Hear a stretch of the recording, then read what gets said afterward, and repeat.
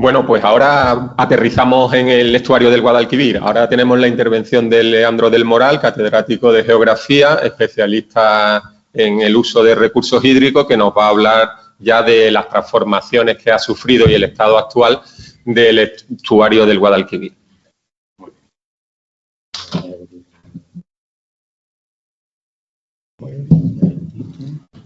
Vale, pues muchas gracias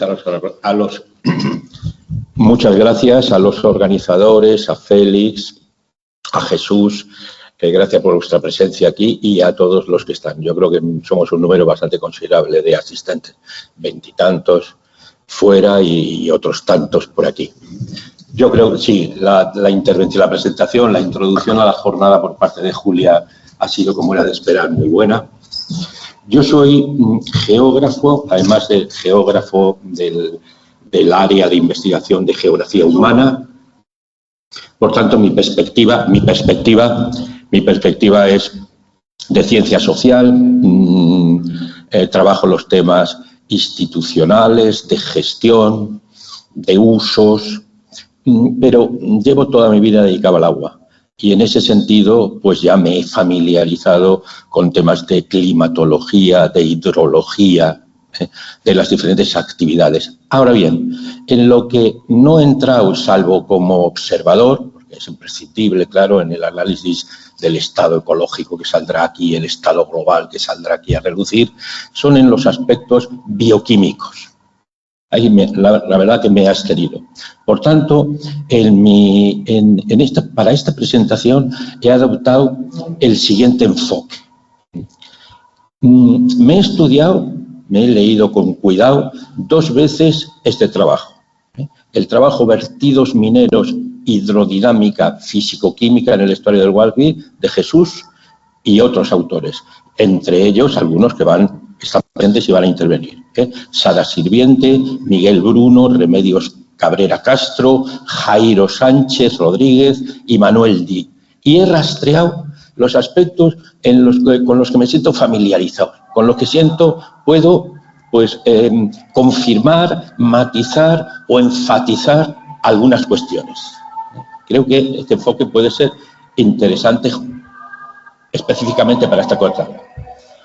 10 puntos, que podrían haber sido más y que no van a aparecer de una manera consecutiva, sino que van a aparecer en buena parte entremezclados. Esto es lo de Gaza, que estaba convocado justo a la misma hora que nosotros. Bueno, en primer lugar, la perspectiva de la cuenca. Abrir el foco del estuario, comenzar por la cuenca. En segundo lugar, las propias transformaciones hidromorfológicas del estuario, ya entrando en el estuario, las transformaciones hidromorfológicas. Siguiendo con un enfoque más local dentro del estuario, la cabecera y la presa de Alcalá, por su significación. La evolución, en base a todo lo anterior, la evolución de dinámica de mareas y de calados, el estado ecológico general de la cuenca a través de los diagnósticos oficiales de la planificación hidrológica, además de las valoraciones de los investigadores que han intervenido de manera como o bien institucionalmente o bien sencillamente como tareas de investigación en la materia. 2 cuestiones de carácter más referidas a actuaciones con unas conclusiones o consecuencias muy importantes. La experiencia del intento de dragado del puerto de Sevilla y de la Confederación por la incorporación que hizo, por la presencia, por el protagonismo que tomó, y el dictamen de la Comisión de Científico-Técnica y las sentencias, que es un punto de referencia fundamental. Todo ello se incluye en el trabajo, ¿no? En el trabajo de referencia. Y el nuevo proyecto, ya lo más actual, el nuevo proyecto de modernización de la Rozal. ¿Algún comentario, alguna reflexión, algún dato, alguna opinión sobre este último proceso? Y, bueno, como telón de fondo que va a ir apareciendo, pues el marco institucional, la legislación ambiental, la legislación de aguas, con la directiva marco de fondo, el principio de precaución, el principio de no deterioro, que va a dar pie, ya está planteado en el trabajo, va a dar pie a una alegación, podría dar pie a un recurso sobre ese vertido que no se incluye, que no se menciona en la documentación, por cierto. Bueno, pero ya lo iré. Rápidamente, entonces, ya, bueno, se tiene por lo menos ese esqueleto de la intervención que conduce a confirmar la complejidad, el carácter dinámico, ininterrumpido, siempre con nuevos objetivos, nuevas intervenciones, nuevas alteraciones que complejizan el sistema y que obligan a tener, como vamos a ver las conclusiones de los estudios ya realizados, que tener muy presente la vulnerabilidad, la incertidumbre de las intervenciones y el cuidado con el que hay que hacerlas. Bueno. El estuario como parte de la cuenca, como parte de un valle que conectaba el río Tinto Diel Piedras con el Guadalete Barbate, un amplio valle terciario de buenas tierras. Esto tiene mucha importancia para la activa agricultura y para la gran erosión y turbidez que caracteriza al estuario, de lo que le viene arriba, aparte de lo que provoca él mismo.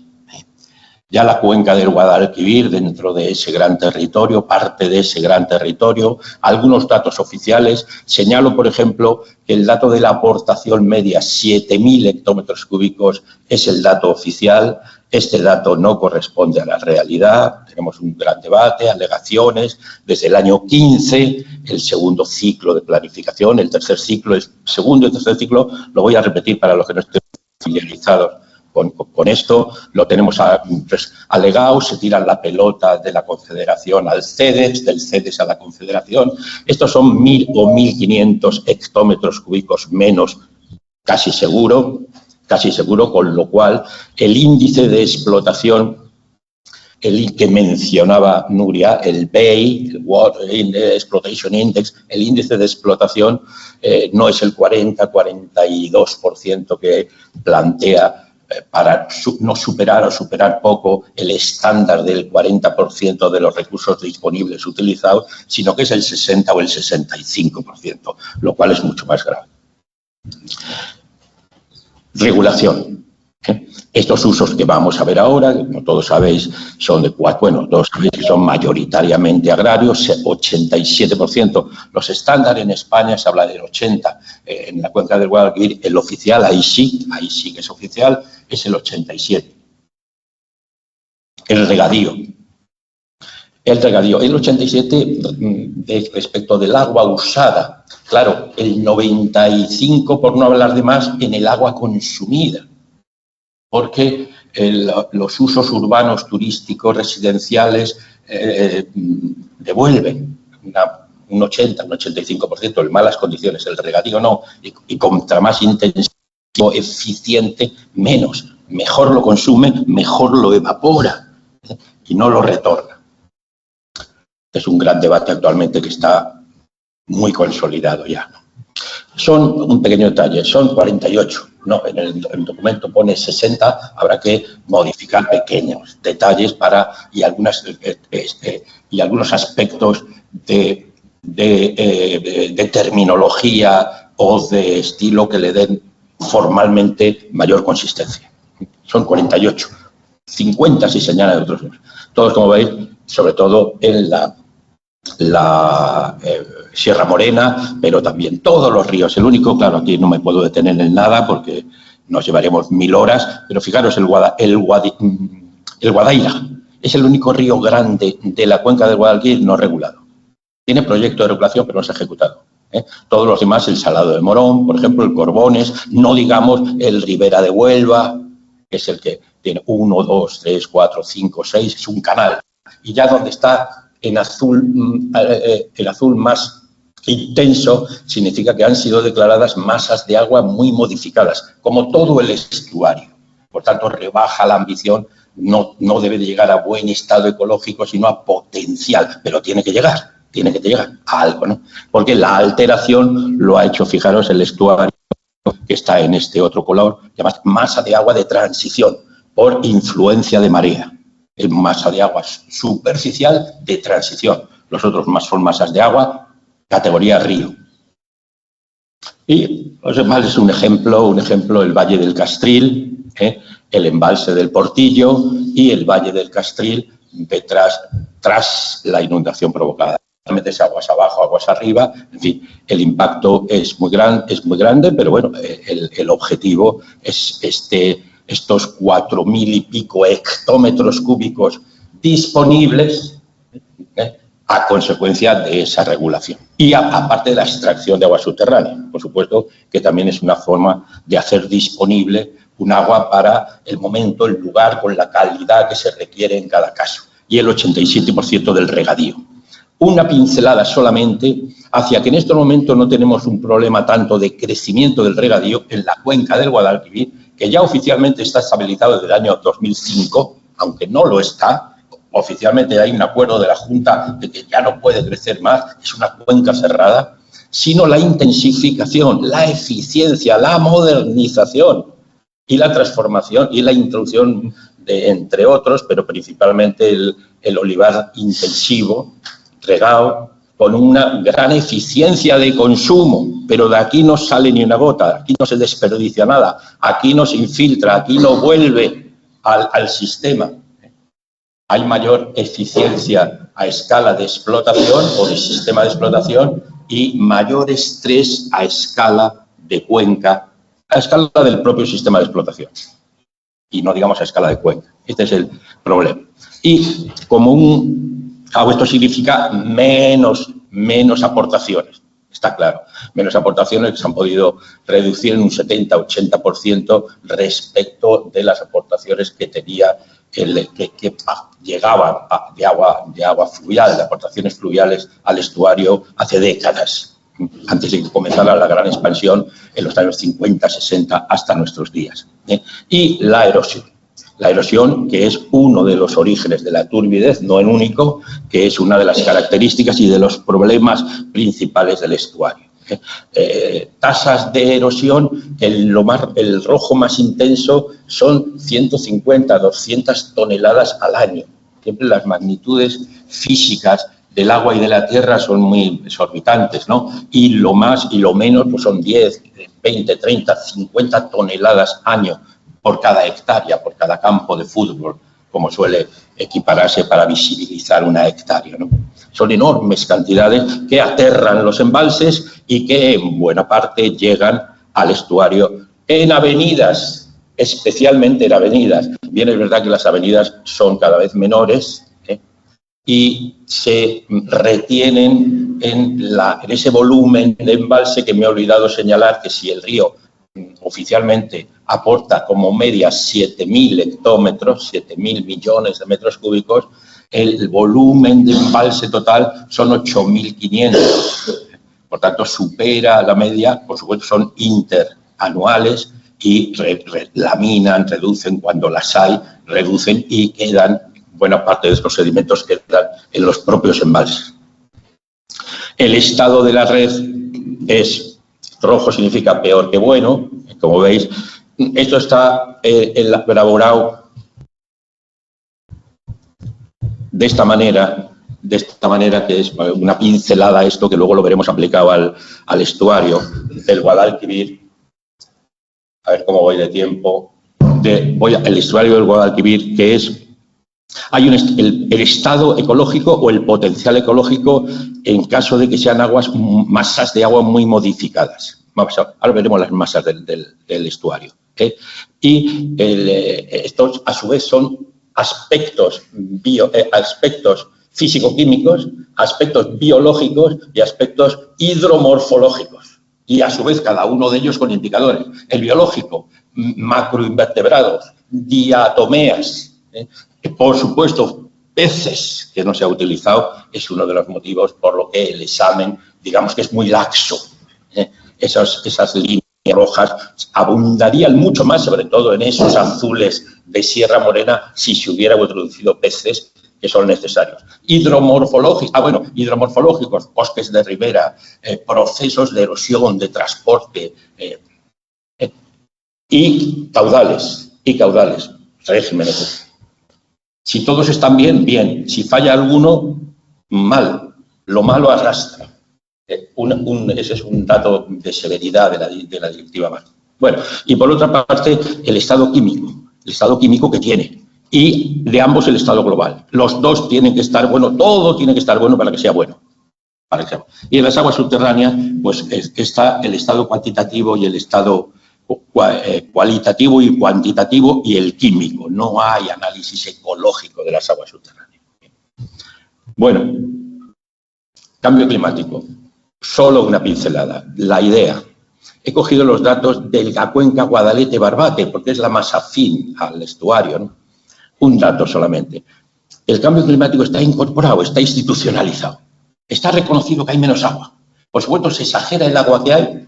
¿Por qué? Porque reconocer que hay menos son problemas de gestión, son problemas de acentuar la negociación, bueno, la reducción, ya no solo la no autorización de más, sino la reducción de lo que se está. Es un gran problema, político, social, administrativo, un gran problema. En eso estamos la Mesa Social del Agua, abordando ese gran problema con el principio de reparto social. Claro, el mensaje actual desde el mundo, digamos, conservacionista, ecologista, de gestión del agua, de la Fundación Nueva Cultura del Agua, no pueden ser los regadíos, hay que reducir los regadíos. Desde la Mesa Social del Agua hemos dado un paso más. ¿Cómo hay que reducir los regadíos? Ya también Greenpeace lo ha hecho, por ejemplo, en un estudio sobre ilegales. Vale, los ilegales. Bueno, pero no basta.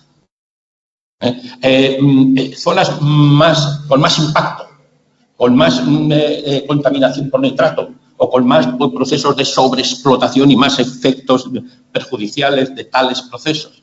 Ya, pero ¿y los aspectos sociales, territoriales, de equidad y la transición justa? La transición justa. Pacto social del agua. Ese es el mensaje que llevamos años lanzando desde la Mesa Social. Pero bueno, hay menos. Hay más agua, hay menos agua de la que dicen, los impactos están siendo ya mayores de los que se reconocen, pero atención, en el sector del agua se reconoce que hay menos. En el sector del petróleo no se reconoce que hay menos. Se está diciendo que va a haber más, en todo caso que va a ser más caro. En el sector del cemento no se dice que va a haber menos, en el sector del acero no se dice que va a haber menos. En todo caso se dice que va a ser más caro, pero no que va a haber menos. En el sector de la biodiversidad sí, se reconoce que va a haber menos biodiversidad. Pero en el sector del agua se ha interiorizado, es una punta de lanza de los debates sobre la transición, debates inconscientes, en el sentido que se aminoran, se amortiguan. Bueno, entramos en el estuario. Rectificación, canalización, de 120 kilómetros a 80, cortas. Y él mandaba en esto, el puerto, y sigue mandando, después del palo del dragado de profundización, ha quedado tocado, pero ahí está, todavía.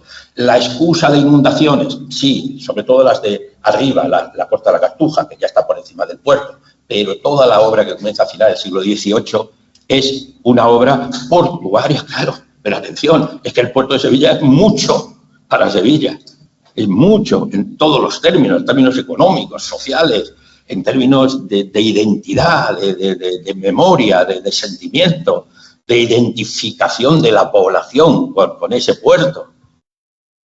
Y eso es corte. Es una foto. Yo hice un vuelo en el año 92 y pongo siempre las fotos que hice en 92. Este es el brazo de la torre. Este es el brazo de la torre. Perdón, el brazo del este. Isla Menor, y el corte. Esto está cortado, está amputado. No tiene dinámica fluvial el brazo del este. No tiene ninguna, porque está cortado además desde hace muchísimas décadas. Y ahí queda, sin embargo, se ha rehabilitado y hay una zona protegida del brazo del este. Hay un segmento que se alimenta de los vertidos del propio arrozal. Atención, el arrozal de la margen izquierda. Este ya se riega con agua del canal, modernización. Esto se quiere hacer en el arrozal del centro de la Isla Mayor y de la derecha, con la modernización, con lo que acabamos. Tengo que ir a la carrera. Y después, ese sí que es el brazo de la torre, el brazo del oeste o brazo de la torre, entre muros. Y esto fue a donde fue lo de Azalcoya, Y después las últimas corzas, más recientes, pequeñas, Olivillos e Isleta. Estas son las ya hechas en los años 60-70. ¿Cómo están estas masas? Fijaros que aquí vemos masa. ¿Qué es masa? Un segmento. Un embalse, un acuífero y en términos de río un segmento. Y entonces aquí, todo esto que veis ahí son, con su código, las masas del estuario, desde la presa de Alcalá hasta la desembocadura. Las que más interesan para el debate actual, como sabéis bien, son Corta de San Jerónimo, presa de Alcalá, y Corta de la Cartuja. Luego tenemos Dársena de Alfonso XIII. Encauzamiento del Guadaira. El Guadaira es otra masa de agua, estuario, es artificial, la tenían que haber puesto masa de agua artificial. Pero bueno, la consideran una masa de agua muy modificada. Tenían que haberle dado ya realmente, bueno, no está mal. No está mal porque natural, muy modificada, artificial, ¿no? Bueno, ahí en ese sentido. Luego los brazos, brazo del este, el brazo del oeste, y cada una de estas masas tiene que recibir un análisis como el que he puesto antes. En este caso, como es muy modificada, no es el estado ecológico, sino el potencial ecológico, pero también con los elementos físico-químicos, ecológicos e hidromorfológicos, y químicos, y de los dos, global. Pues ese es el estado global. Todo mal, salvo pusieron las aguas costeras, porque esto es una cosa también de la directiva Marco, que el río no acaba en el mar, sino que entra en el mar. Por tanto, no hay una cuenca hidrográfica, sino una cuenca con aguas marinas, una demarcación hidrográfica, un distrito hidrográfico. Bien, y las marismas de Sanlúcar, que se consideran en buen estado. Y todo lo demás tenía que estar en buen estado el 15, se ha postergado al 21, se ha postergado al 27, que es la fecha final del análisis. Atención, ¿cómo están? Yéndonos a más importante, en el sentido del debate, es estuario, está el Corta de San Jerónimo, presa de Alcalá del Río, estuario atlántico mesomareal con descargas irregulares de río, muy modificada. Dice tipología básica, condiciones específicas, indicadores de calidad biológica, los hay, indicadores de calidad hidromorfológica, no los hay, indicadores de calidad físico-química, no los hay. ¿Parece? No hay indicadores. No hay indicadores al año 22 que está aprobado esto, no hay indicadores estos. Atención, el trabajo es ímprobo, enorme, porque son 750 masas de agua, pero las deficiencias de conocimiento oficial son enormes. Hay indicadores biológicos y los otros dos no.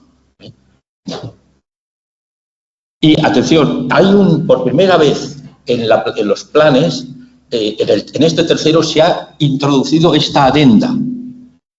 Fichas de las masas de agua muy modificadas artificiales. Un anejo 2 de una adenda. Una ficha pormenorizada de cada una de las masas. No la hay de San Jerónimo Alcalá. No la hay. De San Jerónimo Alcalá solo tenemos ese dato. Que como veríais, me fijé solo en esta, pero son todas las masas de agua muy modificadas que constituyen el estuario. De la masa de agua Corta de la Cartuja sí la hay, pero no dice nada del vertido que ya se está realizando de Minalas Cruces. Y me ha chocado que falte la de la masa de agua San Jerónimo al presa de Alcalá. La presa de Alcalá. Eso está muy bien descrito en el trabajo, el efecto tapón, la reflexión de las mareas, el fondo de saco, la permanencia de las aguas en las dinámicas de mareas, en las subidas y bajadas. El tema, este es un gráfico que me proporcionó, que procede de un trabajo de Fernando Sancho, el efecto de las transformaciones tanto de rectificación como de dragado permanentes a lo largo de siglos, sobre la onda de marea y el calado. Onda de marea que era de 1 metro, no llegaba al metro históricamente, metro 40, y que actualmente son 2,5 metros, y efectivamente no solo no se amortigua, sino que se acrecenta según se avanza hacia el fondo del estuario. Claro, bueno, todo esto son fenómenos que en realidad el mensaje es complejidad de fenómenos y interacción, combinación de intervenciones que dan lugar a situaciones nuevas que hay que tener en cuenta, como las situaciones de la broa, de la desembocadura, en donde también los procesos de dragado, que son específicos para hacer frente a los problemas específicos de la desembocadura, y que dan lugar a aceleración de las corrientes, a emisión de sedimentos hacia la zona costera litoral. El puerto, bien, un detalle que me estoy pasando de tiempo porque me quedan 2 menciones sobre 2 cosas importantes. El dragado, la experiencia del dragado. Llevar los 6,5 metros mínimos actuales de calado a 8 metros. Para permitir la entrada de barcos grandes, para los cuales se construyó la esclusa. Y hacía falta que pudieran llegar los barcos que aprovecharan dicha. Bien, los hitos principales son el estudio dirigido por Losada con Jesús Ruiz y con María José Polo, encargado en el año 5, que hicieron público en el año 10, y que se sintetizó en el dictamen de la Comisión de Expertos, que ahora veremos algún fragmento y acabaremos con algún fragmento de ella, porque es muy, muy, muy importante. Y las sentencias del Tribunal Supremo derogando por 2 veces el plan hidrológico del Guadalquivir. El del primer ciclo, que se retrasó mucho, que tenía que haberse aprobado en el 9, pero se retrasó en el 13 y se derogó en el 15, y el del segundo ciclo, que se aprobó en el 15-16, ese ya cogió la onda y se derogó en el año 19. Derogó precisamente por inadecuado tratamiento de la intervención del dragado, que no cumplía los requisitos de considerarla una alteración, una modificación que tiene que justificarse con el artículo 4.7, que tiene todos unos protocolos que el primer plan desconocía totalmente y el segundo plan aplicó mal la propuesta. Entonces, concretamente, una frase de ese dictamen, que no es el estudio metodológico dirigido por Losada, pero sí un dictamen que ese equipo asumió como representativo de las conclusiones mucho más complejas del estudio metodológico. Un estudio metodológico muy interesante, por eso lo he puesto aquí, propuesta metodológica para diagnosticar y pronosticar las consecuencias de las actuaciones humanas. Bueno, y ese dice, la situación actual requiere la intervención rápida y coordinada de las administraciones implicadas en la planificación y gestión del estuario, de la cuenca del Guadalquivir y de la costa, de modo que se revierta la tendencia actual que lleva al colapso al estuario y a la costa que de él depende, y por tanto al Parque Nacional Doñana, cuyas marismas forman parte del propio. Esto lo reprodujo las sentencias y los jueces dijeron, pues, quita cuidado, esto aquí no ha sido tenido en cuenta, ¿no? Torpeza, lo hicieron mal la primera, fatal, la segunda ya acumularon trabajos, pero se notaban mucho que eran trabajos de parte, y la contundencia del estudio, la solidez, el prestigio del estudio y la contundencia de la síntesis estaba firmada por el secretario de la comisión, Hermelindo Castro, un ecólogo de la Universidad de... Bueno. Márgenes, uno de los problemas era la salinidad, de ahí, claro, atención, un factor fundamental, el apoyo, la coalición, la alianza con los arroceros, y también por este motivo con los arroceros y con los de las piscifactorías, que estaban todavía las de Betalapalma, el arrozal, Casudis, y se ve muy bien la melladura de la pérdida. todo un debate sobre eso, soluciones para paliar, no se llegó a ningún acuerdo, no se llegaron a aceptar las propuestas que se hicieron y eso junto también contribuyó a que la sentencia del Supremo. Terminando, modernización del Arrozal. Todo eso es el Arrozal. Toda la mancha brillante es el Arrozal, menos esto que ya son los lucios. Esta es la desembocadura. Esto es la bahía de Cádiz. Este es el Arrozal de la margen izquierda, que se riega con aguas traídas por el canal del Bajo Guadalquivir, además de por el río. Esto es la isla y la margen derecha, que se riegan directamente desde el río. Y por eso necesitan que el tapón salino nos suba lo menos posible, para lo cual necesitan desde Alcalá del Río verter 25 o 30 metros cúbicos para impulsar contener el tapón salino, que es el frente entre las aguas salobres que suben y las aguas dulces, con bastante conductividad, por cierto, que bajan. Entonces, esta gente ya están en el plan. Ya están en el plan, en el programa de medidas, que es la médula práctica del plan. Y ya están con 220 millones. Y además pormenorizado uno a uno los proyectos. Muy interesante cómo lo justifican. Otra actuación de gran importancia para la demarcación a largo plazo es la modernización de la zona arrocera, la mayor de España. Siempre se dice que es la mayor de España. Hay una gran identificación del cuerpo técnico y de todo lo que significa la administración hidráulica con el sector agrario y con el sector arrocero, en nuestro caso geográfico en particular. Y que juega también un importante papel ambiental, lo cual es cierto. Aquí ya el Arrozal forma parte del sistema territorial, como en el Delta del Ebro. En el Delta del Ebro lo defienden con uñas y carne y justifica la oposición al trasvase. Y en la Albufera de Valencia no digamos, frente a los naranjales, a los cultivos intensivos arbóreos, leñosos, no digamos frente a la urbanización. Aquí también, aunque es mucho más reciente, se ha consolidado ya como un elemento, lo cual no quiere decir que las 40.000 hectáreas sean necesarias. Como humedal complementario de las marismas, se trata de una medida compleja y de elevado coste, pero estratégica para asegurar el mantenimiento a largo plazo de la zona alrededor. Atención, en un contexto de incertidumbre climática y alimentaria.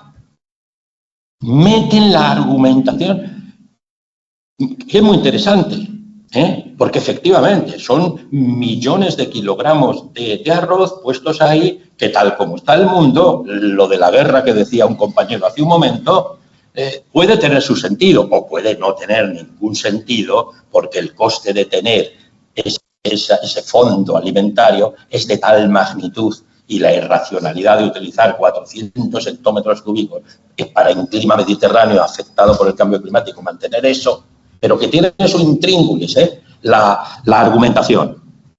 Ya le están dando dinero, ya le están dando los 34,5 millones, ya están, porque esto consiste en mejorar, ampliar la capacidad del canal del Bajo Guadalquivir para llevar el agua y a suplir la margen izquierda que ya la recibe, por un sifón pasar el agua al otro lado y llevar el agua no tomándola del río a la altura de Villafranco del Guadalquivir, del Puntal, de Isla Mínima, sino de Peñaflor.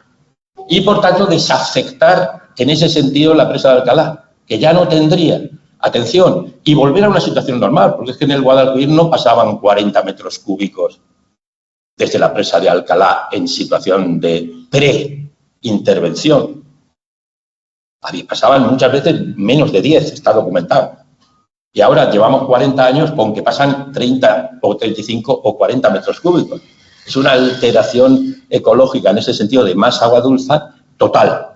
Incide o subraya la complejidad de las actuaciones contradictorias de cambios, rectificación de esos cambios y alteraciones de situaciones que es, vamos, está ya de más negar una situación de naturalidad porque es tan obvio, ¿no?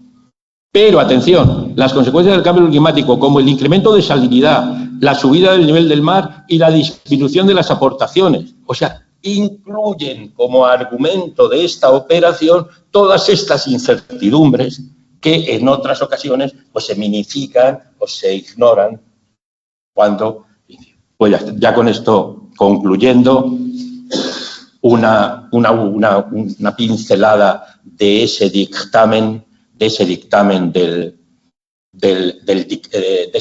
de los expertos del año 10 que puede ser aplicado para esto. El conocimiento actual del estuario confirma que la profundización del dragado del Guadalquivir no es el único proyecto que debe preocupar para el futuro, ya que la modernización de los regadíos del Arrozal, la urbanización, la construcción de campos de golf, los vertidos mineros en zonas de llanos mareales tendrían igualmente efectos negativos y ninguno positivo para el estuario, Doñana y la costa. Es decir, prevención, precaución, subrayar el estado de alteración, de fragilidad del sistema.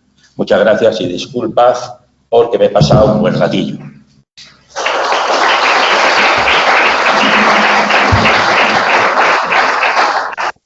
Muy interesante la intervención de Leandro. Tenemos tiempo solo para una pregunta, algún comentario. Si puedes ir al micrófono.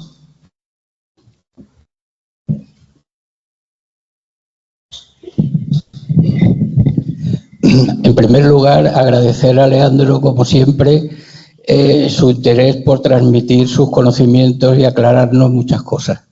La pregunta es, a diferencia del dragado, en la que hubo un apoyo y una complicidad de los arroceros y de las explotaciones que había en todo el cauce del Guadalquivir, me da la impresión que por lo que está comentando, los arroceros, si se les soluciona el problema, y las explotaciones, si están todavía en vigor, no sé qué apoyo pueden prestar en este caso al vertido que se puede producir por la minería en el cauce del Guadalquivir. Entonces la pregunta sería una aclaración sobre este asunto. Sí, sí. La verdad, pues tienes toda la razón. Su estrategia, y además se ha comenzado, pasa que esto llevará tiempo, ya 34 millones para adecuar la cabecera, los primeros tramos del canal del Bajo Guadalquivir, que ya se ha mejorado a lo largo de varias intervenciones, pero que requiere muchos más millones. Luego el sifón para llevar el agua a la otra ribera. Todo esto va a llevar tiempo. Pero esa es la estrategia, desconectarse del estuario, no de la cuenca.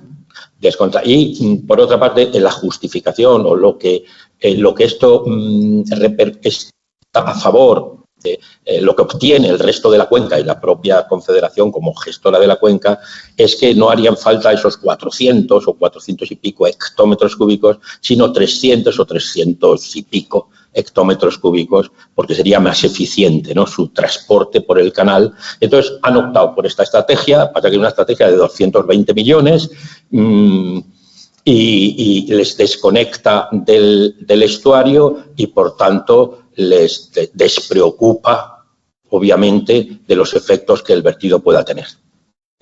Yo personalmente he hablado con Manolo Cano, que era el secretario de la Federación de Arroceros en el momento del dragado y que asistió a muchos de los actos organizados por BBF y en colaboración también con otras instituciones, otros agentes sociales y tal, participó activamente y en esta ocasión no ha manifestado interés. Quedó en consultar, en devolverle la llamada, le he vuelto a llamar y no he podido hablar con él, ¿no? Tampoco tengo más contactos con el sector arrocero, pero digamos que es razonable el que por estos motivos no estén motivados en participar en esto. No sé si alguien tiene alguna noticia más de este asunto, que es muy importante, porque claro, esa alianza fue fundamental en aquel momento, en aquel conflicto. Sí, corroborar, Eduardo, Leandro, esa impresión tuya. Nosotros hemos tenido reuniones con Eduardo Vera, que es el presidente de la federación actual, y después de una primera reunión ya no nos ha devuelto tampoco la llamada y hemos deducido que no hay interés en implicarse en esta cuestión.